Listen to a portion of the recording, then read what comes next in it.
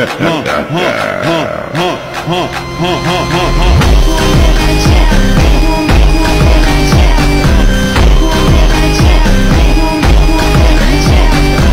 ito yung part 1 guys. Kung gusto nyo mapanood yung part 1, nandun sa video ko nung nakaraan. Tapos, ito na yung part 2 guys. Sa lips na tayo, sa face, sa leeg, sa buhok na tayo guys. Ito yung tatapusin natin ngayon sa part 2. Okay. Kwento ko nga kung paano ako nagsimula. Ganito kasi yun. Grade 4 pa lang ako nung nasa province kami sa Negros. Mahilig na ako mag-drawing kasi binibilhan ako ng mama ko ng sketch, mga storybooks, ganun. So, si Snow White nung time na yun, ginaya ko siya. Trinace ko. Tapos nung trinace ko siya, unti-unti ko na siyang nakukuha kahit hindi ko siya i-trace, gayahin ko lang. Tapos, nung tumatagal, kaya ko na siyang i-sketch kahit parang kabisado ko na Snow White kahit wala na akong gayahan. So, ayun na. Tapos, dati mahilig din ako gumamit ng watercolor. Which is, nag-drawing ako sila Goku, Naruto, ganun, mga cartoons. Tapos, kahit anong cartoons dinidrawing ko dati, pinipaint ko. Tapos, meron din ako mga cartoons na sketch nun. Tapos, yung Capri na nasa puno, dinidrawing ko din yun.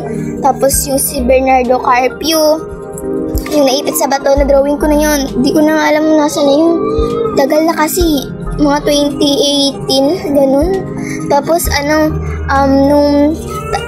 dinodrawing ko din yung mga bayani natin dito. Tapos, pagkatapos nun, parang nung pinadala na ako ng tita ko, nag-paint kasi nasa ibang bansa siya, California nakatira. Tapos, pinadala niya ako ng mga, painting, ganun, gamit sa arts. Tapos, yun, ginamit ko, nag-paint na ako sa illustration board ng mga nature. Tapos, nature, birds, tapos, yung mga flowers, fruits, yun yung lagi kong pinipaint dati, yun yung kinahiligan ko. Tapos, pagkatapos nun sa school, alam mo, proud, hinahangaan ako ng mga kaklase ko kasi galing ko daw mag-drawing. Tapos pag, kunyari, magle-level up na kami, sasabihin na sa advisor namin, ma'am, si Brianna, ma'am, ganito. Ay, na-flex yung pangalan. Tapos, ayun na. Tapos lagi akong dinadayo sa school ng elementary, sa arts nga.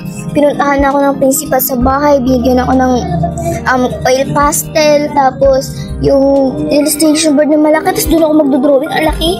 Tapos sa school, nag-champion na ako. Yung about sa nutrition day, nagdodrawing ako. Tapos nung high school na ako, sa na ako nag-aaral kasi pandemic, diba? Pagka grade 8 ko, 3rd quarter to 4th, nasa na ako, masbate na naman ako, lumipat ako. Tapos noong time na yun, syempre wala pang contest kasi parang pa nga lang, alternate, modular, face to face, ganun. Tapos nung lumipat na, nung nag face to face na kami grade 9, lagi na naman akong dinadayo. Hindi naman dayo, kino-contest lang pala sa blue school. Tapos alam niyo, naka-champion na ako guys. Naka-champion na ako, pero yung certificate ko, mali yung pagkakalagay ng apelyido ko. Tapos pinaulit ko sa president ng SSLG. Tapos yung pinaulit ko, binalik nila sa akin. First runner-up na nakalagay. Ginawa ko, pinunit ko. Tapos naka-second place na ako sa slogan, sa poster, champion, may first runner-up. Tapos nung grade 10 naman ako, dito na naman ako nag-grade 10 sa Manila. Tapos din, ayun, kino-contest din ako. Na-contest na ako dito. Tapos nakailang certificate na ako, guys. Alam niyo, tapos ngayong grade 11 na naman, pag may mga drawing, sasabihin ng mga klase, oy, si Brianna na ganun. Kung mapanood nyo man to, shout out sa inyo. Totoo yun. Basta ganun, pero hindi ako marunong mag-digital, guys. Traditional art kan talaga alam ko. Marunong mag-lettering, portrait nga, painting, ganun.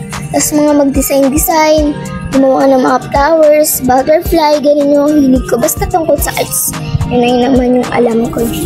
Tapos, ayun, ngayon, ang dami kong certificate. Kasi, sa tuwing may mga contest, pangalan ko agad yung babanggitin eh.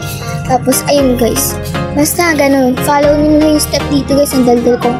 Talaga, madaldal ako. Kaya wag na ako kausapin kasi hindi ko kayo titigilan hanggang hindi maubos yung topics ko, guys. Ayan na guys, malapit na tayo sa buhok na guys. Ganyanin nyo na lang din yung buhok na gagawin nyo guys. Yan. Lapit na tayong matapos. See you sa result, guys. Ayan. Marami pa tayong gawin. Next natin na vlog is mag-paint na tayo ng natures. Or ano kaya maganda i-paint muna? Natures or mga fruits? Siguro mga fruits na lang bago yung natures. Natures, isa lang nature. Ayan na result. Bye-bye. Ito